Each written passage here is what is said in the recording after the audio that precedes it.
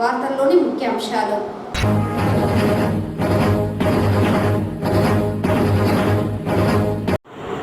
చిత్తూరు నగర సమగ్రాభివృద్ధి లక్ష్యంగా పనిచేస్తున్నాం. చిత్తూరు ఎమ్మెల్యే గురజాల జగన్మోహన్.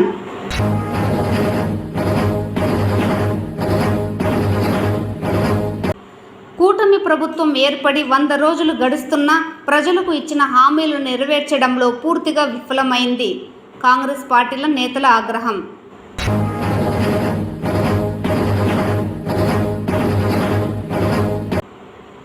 మానవతావాదం అనే సిద్ధాంతాన్ని ప్రతిపాదించిన వ్యక్తి పండిట్ దీన్ దయాళ్ ఉపాధ్యాయ. పండిట్ దీన్ దయాళ్ ఉపాధ్యాయ జయంతి వేడుకల్లో బీజేపీ నేతల వెల్లడి. వార్తల్లోని వివరాలు. చిత్తూరు నగర సమగ్రాభివృద్ధి లక్ష్యంగా పనిచేస్తున్నా, అందుకే అందరినీ కలుపుకొని ముందుకు వెళ్తున్నా. రానున్న రోజుల్లో చిత్తూరు నగరంలోని ప్రతి ఇంటికి అభివృద్ధి సంక్షేమ ఫలాలు తీసుకొచ్చే బాధ్యత తీసుకుంటానని చిత్తూరు ఎమ్మెల్యే గురజాల జగన్మోహన్ చెప్పారు. రాష్ట్ర ప్రభుత్వం 100 రోజుల ప్రజాపాలనను పురస్కరించుకొని బుధవారం బిఎస్ కన్నన్ ప్రభుత్వ కళాశాల మైదానంలో ఇది మంచి ప్రభుత్వం కార్యక్రమాన్ని పండుగ వాతావరణంలో నిర్వహించారు. ఈ సందర్భంగా ఎమ్మెల్యే మాట్లాడుతూ చిత్తూరును అన్ని రంగాలలో అభివృద్ధి చేయాలనే లక్ష్యం, ప్రజలు ఎదుర్కొంటున్న సమస్యలను పరిష్కరించాలనే ఉద్దేశంతో స్థానిక నాయకులు అధికారులను సమన్వయం చేసుకొని ముందుకు వెళ్తున్నట్లు చెప్పారు. నగరంలో త్రాగునీరు, రోడ్లు, డ్రైనేజీ నిర్మాణాలతో పాటు ఇతర సంక్షేమ ఫలాలను రాజకీయాలకు అతీతంగా ప్రజలందరికీ అందించేలా కృషి చేస్తానన్నారు. పారిశ్రామిక పరంగా, సాఫ్ట్వేర్ రంగంలో, మౌలిక సదుపాయాల రంగాలలో అభివృద్ధి చేయడానికి అవసరమైన అన్ని చర్యలు తీసుకుంటామన్నారు. ప్రజల కష్టాలు తెలిసిన వ్యక్తి ముఖ్యమంత్రి నారా చంద్రబాబు నాయుడు అని ఆయన ఆధ్వర్యంలో రాష్ట్ర ప్రజలకు అంతా మంచి జరుగుతుందన్నారు. ఆర్థిక ఇబ్బందులు ఉన్నా రాష్ట్ర ప్రజలకు ఇచ్చిన ప్రతి హామీని రానున్న 3-4 నెలల్లో పూర్తి స్థాయిలో అమలు చేయడం జరుగుతుందన్నారు. పైగా మైనారిటీ మహిళలు ఇక్కడికి విచ్చేసి 100 రోజులు పూర్తి చేసుకున్న ఇది మంచి ప్రభుత్వ కార్యక్రమంలో నా మైనారిటీ సహోదరి మనులందరూ చాలా సంతోషంగా కనిపిస్తున్నారు. 2014లో కానీ 1999లో కానీ నారా చంద్రబాబు నాయుడు గారు తెలుగుదేశం పార్టీ ఎన్డీఏ కూటమితో ప్రయాణించినప్పుడు ఏ ఒక్క మైనారిటీల పైన కానీ, మైనారిటీ ఒక వ్యక్తికి కానీ లేదా ఒక కుటుంబాలకు కానీ ఎక్కడ అన్యాయం జరిగినట్టు కానీ ఏ ఒక్క చరిత్రలో లేదు. ఈ రాజకీయ పార్టీలు ఏం చేస్తాయంటే రాజకీయ లబ్ధి కోసం తెలుగుదేశం పార్టీ ఎన్డీఏలో కలిసింది, మైనారిటీలకి అన్యాయం జరిగిపోతుందంటూ పెద్ద ఎత్తున రాజకీయం చేసే అలవాటు. నేను ఈరోజు చెప్తున్నా, తెలుగుదేశం పార్టీ శ్రీ నారా చంద్రబాబు నాయుడు గారి ఆంధ్ర రాష్ట్రానికి 0.4 ముఖ్యమంత్రిగా ప్రమాణ స్వీకారం చేసినాక నాకు ఆంధ్ర రాష్ట్ర ప్రజలంతా ఒకే కుటుంబ సభ్యులు, నాకు కులం లేదు, మతం లేదు, ప్రాంతం లేదంటూ ఎప్పుడు ఎవరికి కష్టం వచ్చినా నాకు తెలిసి ఏ ముఖ్యమంత్రి కూడా గ్రీవెన్స్ సెల్ పెట్టడు. 4 గంటల చోపు గ్రీవెన్స్ సెల్ లో నిలబడి ప్రజల కష్టాలు తెలుసుకున్న మహానాయకుడు మన ముఖ్యమంత్రి శ్రీ నారా చంద్రబాబు నాయుడు గారు. వారి స్ఫూర్తితోనే నేను కూడా రాజకీయాల్లోకి రావడం జరిగింది. నేను ఇక్కడే పుట్టి పెరిగిన చాలా మందికి తక్కువ పరిచయం. నేను పక్కనే ఉన్న కర్ణాటకకి వెళ్ళి వ్యాపారాలు చేసుకుంటూ నా నియోజకవర్గం, నా ఊరికి ఏదైనా మంచి చేయాలి అని ఆలోచించినప్పుడు నేను వెళ్ళి మా ముఖ్యమంత్రి గారిని అడిగాను, సార్ నాకు ఒక్క అవకాశం ఇస్తే నా నియోజకవర్గాన్ని ఉన్నత స్థానంలో ఉంచే బాధ్యత తీసుకొని ఆంధ్ర రాష్ట్రం ఈ రోజు ఎలాగైతే ప్రపంచంలో నెంబర్ 1 స్థానంలో ఉందో, అది సాఫ్ట్వేర్ రంగంలో కావచ్చు, ఉద్యోగ కల్పనలో కావచ్చు, అది రియల్ ఎస్టేట్ లో కావచ్చు. మన హైదరాబాద్ ని కానీ మీరందరూ గమనిస్తే హైదరాబాద్ పట్టణం ఎదిగినట్టు హైదరాబాద్ లో ఎవరైనా 10 సంవత్సరాల తర్వాత కానీ వెళ్తే ఆ రోడ్స్, ఆ ఇన్ఫ్రాస్ట్రక్చర్, ఆ బిల్డింగ్లు, ఆ సాఫ్ట్వేర్ టెక్ పార్క్లు అన్ని చూస్తే కన్నుల విందుగా ఉంటుంది. అది దుబాయ్కి వచ్చామా,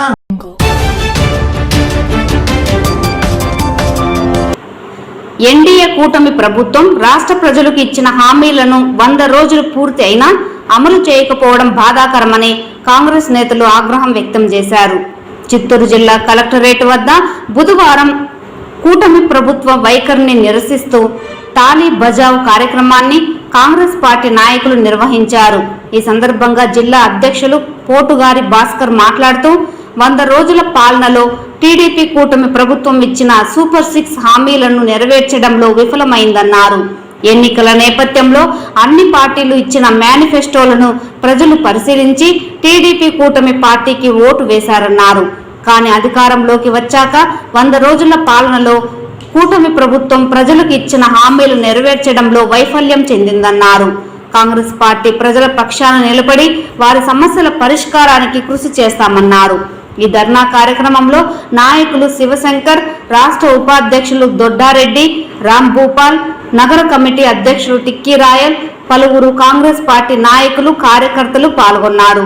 ముఖ్యంగా ఈ సూపర్ 6 అనేది ఇదొక వాళ్ళకి హామీలన్నీ చెప్పేదానికి ఇంతకుముందు గతంలో 400 హామీలు ఒకేసారిగా చెప్పలేక ఒక బుక్లెట్ తయారు చేశారు. అవన్నీ అందుబాటులోకి లేకుండా కూడా వెళ్ళాయి. తర్వాత జగన్మోహన్ రెడ్డి గారు ఆయన అధికారంలోకి వచ్చాడు, కొన్ని చేశాడు, కొన్ని మరుగున పడేశాడు. రాష్ట్రం దివాళా తీసే విధంగా ఆయన కూడా చేసేసాడు. ఇలాంటి తరుణంలో ఇప్పుడున్న కూటమి ప్రభుత్వం బీజేపీ అండ చూసుకొని ఇక్కడ రాజ్యమేలుతున్నటువంటి ప్రభుత్వం, ప్రజలు కూడా అనుకున్నారు బీజేపీ అండతో మన రాష్ట్రం అభివృద్ధి చెందుతుంది, మన రాష్ట్రానికి ఏదో వనుగురుతుందనే విశ్వాసంతోనే మిమ్మల్ని అధికారంలోకి తీసుకొని వచ్చారు. మీరు ఈరోజు ఓన్లీ ఒక్క హామీని మాత్రమే నిర్వర్తించి మిగతా అన్ని హామీలను పక్కన పెట్టి ఇవన్నీ ప్రజలు అడుగుతారని, మాలాంటి రాజకీయ నాయకులు అడుగుతారనేసి మీరు పూర్తిగా పెడచెవిన పెట్టి మైండ్లు ప్రజల మనసుల్ని ఒక డైవర్ట్ చేయడానికి కోసం ఏదో ఒక చిన్న చిన్న ఇష్యూలు అక్కడక్కడ జరుగుతూ ఉంటాయి. దాన్ని నిగ్గు తేల్చాలా ప్రభుత్వంలో ఉన్నవాళ్ళు, దాన్ని విచారణ చేపట్టండి. ఒక లడ్డూ రాజకీయం చేశారు. లడ్డూ రాజకీయం అనేది ప్రపంచవ్యాప్తంగా ప్రపంచంలో ఉన్నటువంటి హిందూ భక్తులందరి మనోభావాలు దెబ్బతిన్నాయి ఈరోజు. దానికి కారణం ఎవరు? తప్పు ఒక వ్యవస్థలో తప్పు చేయడం, అది ఎవడో ఒకడు దుర్మార్గుడు తప్పు చేస్తాడు. ఆ దుర్మార్గుడిని కఠినంగా శిక్షించవలసినటువంటి బాధ్యత, బరువు బాధ్యత ప్రభుత్వం మీద ఉంది. దాన్ని అంతవరకు ఒక కట్టుదిట్టమైనటువంటి దాన్ని బయట రాకూడదు విషయం, విచారణ చేపట్టాలి, వాడిని అరెస్ట్ చేయాలి. అంతేగాని మీరే ఒక అడుగు ముందేసి ప్రజలను కన్ఫ్యూజ్ చేసి ప్రజల మనోభావాలను దెబ్బతీశారంటే ఒక ప్రభుత్వం నుంచే ఇది నిజంగా కూడా మీ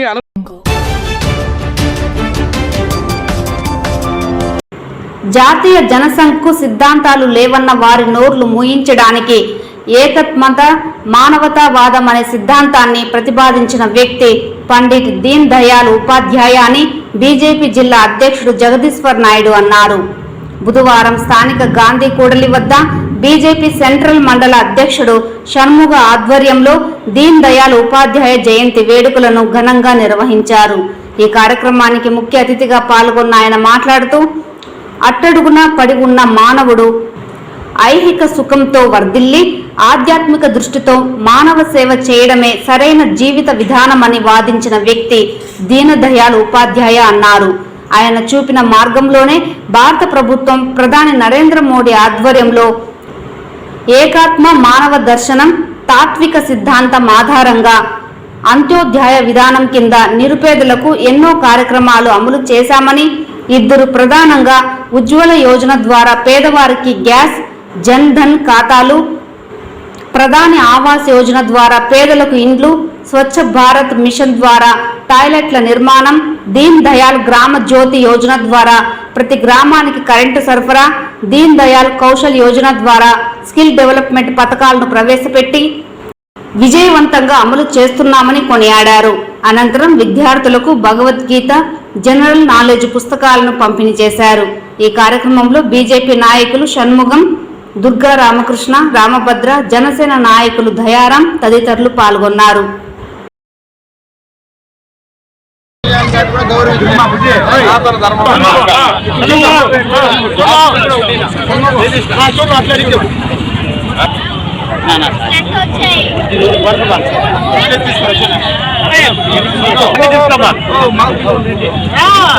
ఆలోచించొద్దు.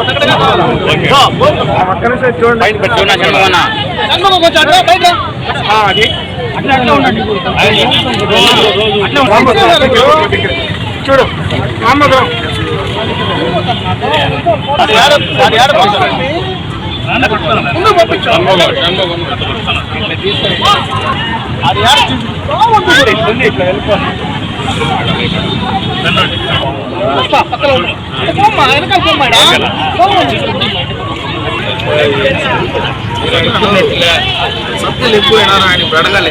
జరిగింది.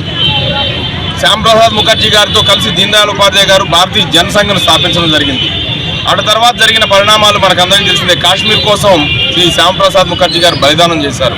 వారి తర్వాత భారతీయ జనసంఘ అధ్యక్షుడైనటువంటి దీన్ దయాళ్ ఉపాధ్యాయ గారు పేద ప్రజల అభ్యున్నతి కోసం దేశవ్యాప్తంగా విస్తృతంగా పర్యటనలు చేశారు. కేవలం 2 జతల బట్టలతో ఆయన జీవితం మొత్తం గడిపారు. వారికి సహాయకుడిగా ఉన్నారు మన మాజీ ప్రధాని అటల్ బిహారీ వాజ్పేయి గారు. వారు అడిగేవారు, ఎందుకంటే చిరిగిపోయిన బట్టలు కుట్టి మళ్ళీ కట్టుకుంటున్నారు, కొత్త బట్టలు తీసుకోవచ్చు కదా అని. వాజ్పేయి మనం కొత్త బట్టలు కావాలంటే మనకు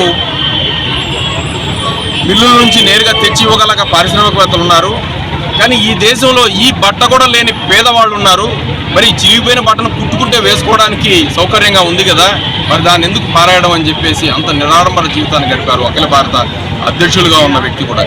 వారు ప్రతిపాదించిన సిద్ధాంతం అంత్యోదయ సిద్ధాంతం. సాధారణంగా సంక్షేమ పథకాలను అమలు చేస్తుంటాం. ఒక పథకాన్ని స్కీమును ప్రవేశపెడితే అది ఏ విధంగా అమలు అవుతుందో పర్యవేక్షణ ఉండదు.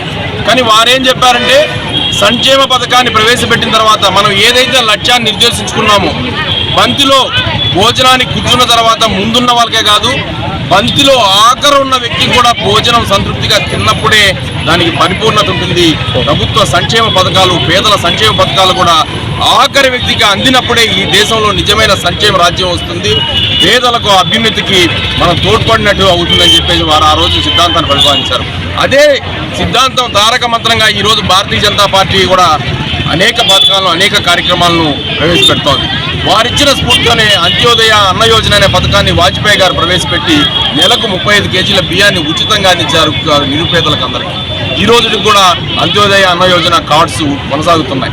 ఈ విధంగా అనేక రకాలైన సంక్షేమ కార్యక్రమాలకు స్ఫూర్తి భారతీయ జనతా పార్టీ సిద్ధాంతకర్త, కార్యకర్తల నిబద్ధతకు, క్రమశిక్షణకు ఏ విధంగా ఉండాలని చెప్పేసి సిద్ధాంతాలని నిర్దేశించిన వ్యక్తి దీన్ దయాళ్ ఉపాధ్యాయ కాబట్టి వారి అడుగుజాడలోనే భారతీయ జనతా పార్టీ కార్యకర్తలు ఈరోజు ఇంత క్రమశిక్షణగా మెలిగి భారతీయ జనతా పార్టీ అఖండ విజయంతో 3వసారి కూడా ఎన్డీఏ మిత్రపక్షాలతో కలిసి అధికారంలోకి వచ్చి ప్రపంచంలోనే అత్యుత్తమ దేశంగా నంబర్ 1 స్థానానికి వికసిత్ భారత్ను 2047కు సాధించాలని ప్రధాని నరేంద్ర మోడీ గారు కూడా ఈరోజు ముందుకెళ్తున్నారంటే అది దీన్ దయాళ్ ఉపాధ్యాయ గారు మాకు ఇచ్చిన స్ఫూర్తి, వారి సిద్ధాంతం ఆధారంగానే మేము పోతున్నాం. కాబట్టి భవిష్యత్ తరాలు కూడా వారిని గురించి తెలుసుకోవాల్సిన అవసరం ఉంది. కాబట్టి ఇక్కడికి వచ్చిన పిల్లలు కూడా దీన్ దయాళ్ ఉపాధ్యాయ అంటే ఎవరు, వారి జీవిత చరిత్ర ఏదని కనుక్కొని వారి ఆశయాలకు, వారు ఏదైతే ప్రతిపాదించారో అంత్యోదయ సిద్ధాంతం కోసం అందరూ పనిచేసి వారికి ఘనమైన నివాళులు అర్పించాలని కోరుకుంటూ ఈ అవకాశం ఇచ్చినందుకు ధన్యవాదాలు.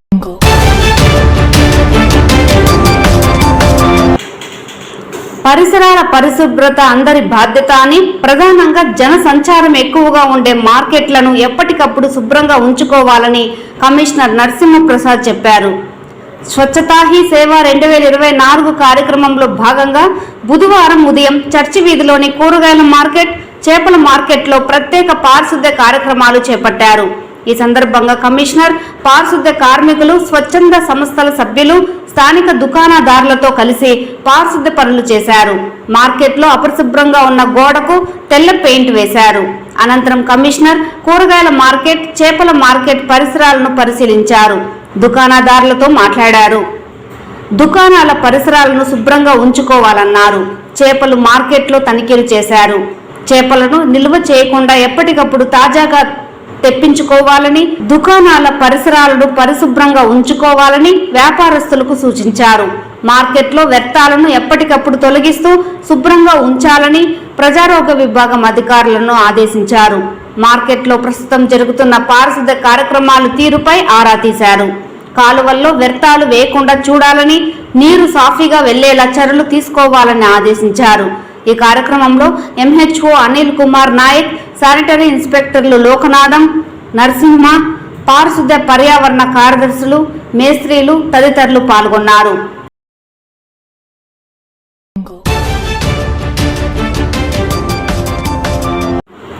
చిత్తూరు కట్టమంచి చెరువు సుందరీకరణకు తీసుకోవాల్సిన చర్యలపై జిల్లా కలెక్టర్ సుమిత్ కుమార్, పార్లమెంటు సభ్యులు దగ్గుమల్ల ప్రసాదరావు, ఎమ్మెల్యే గురజాల జగన్మోహన్ చెరువు కట్టను పరిశీలించారు. కట్టమంచి చెరువు కట్ట ప్రాంతాలను పరిశీలించారు. ఆర్టీసీ బస్టాండ్ వైపు బలహీనంగా ఉన్న కట్ట ప్రాంతాన్ని అభివృద్ధి చేయడానికి చెరువులు సుందరీకరణ చేయడంపై చర్చించారు. చెరువుల్లో పూడికతీత పనులు చేపట్టడం, కట్టను బలోపేతం చేయాలని ఇరిగేషన్ అధికారులను ఆదేశించారు. చెరువు సుందరీకరణ పనులపై అధికారులకు మార్గనిర్దేశం చేశారు. నగరంలోని ముఖ్యమైన ప్రాంతాలు, భవనాలు అభివృద్ధి కోసం చర్యలు చేపట్టాలన్నారు. ఈ కార్యక్రమంలో mayor Amuda, irrigation SC Vijay Kumar Reddy, commissioner Narasimha Prasad, మాజీ ఎమ్మెల్సీ రాజసింహులు, ఇతర నాయకులు పాల్గొన్నారు. నాయకులందరినీ వినాల్సిందిగా కోరుకుంటున్నాం. పొద్దునే పోయి కలెక్టర్ గారిని అనేక డెవలప్మెంట్ పనులపైన కలిసిన క్షణంలో అడిగిన తక్షణం దీనికి గ్రాంట్ ఇవ్వడమే కాకుండా ప్రతి గవర్నమెంట్ స్కూల్ ఏదైతే మండల స్థాయిలో మంచి స్కూల్స్ ఉన్నాయో వాటికి 10 లక్షల రూపాయల గ్రౌండ్కి ఇవ్వడం కూడా మనకి చెప్పారు కలెక్టర్ గారు. వాటన్నిటితో పాటు చిత్తూరు బ్యూటిఫికేషన్ పైన డిస్కషన్ చేసినప్పుడు మేము ఎక్కడ కూర్చున్నాం అక్కడే స్పాట్లో the Chittoor infra development fund raising కోసం ఒక అకౌంట్ ఓపెన్ చేశాము. ఆ డెవలప్మెంట్కి ఏవైతే పీసీఆర్ కావచ్చు, రోడ్స్ కావచ్చు, కొన్ని జాగాలో ఇంకా మన ఓల్డ్ బిల్డింగ్స్ అంటే 100 ఇయర్స్ నుండి చిత్తూరులో పాత బిల్డింగ్లు ఏవే ఉన్నాయి వాటినంతా రీస్టోర్ చేయడానికి మనం అందరూ కలిపి ఎవరైతే చిత్తూరులో నివసించి బయటికి వెళ్ళి వ్యాపారాలు చేసే వాళ్ళందరినీ కూడా ఆ కమిటీకి డబ్బులు ఇవ్వాల్సిందిగా కోరుకునే విధంగా ఒక ఇది పెట్టంగానే చంద్రప్రకాష్ అన్న ఫస్ట్ నేను 5 లక్షలు ఇస్తాను అని ప్రకటించడం జరిగింది. అది ఇప్పుడు కలెక్టర్ గారికి చంద్రప్రకాష్ అన్న అందజేస్తారు. ఈ వార్తలు ఇంతటితో సమాప్తం. నమస్కారం.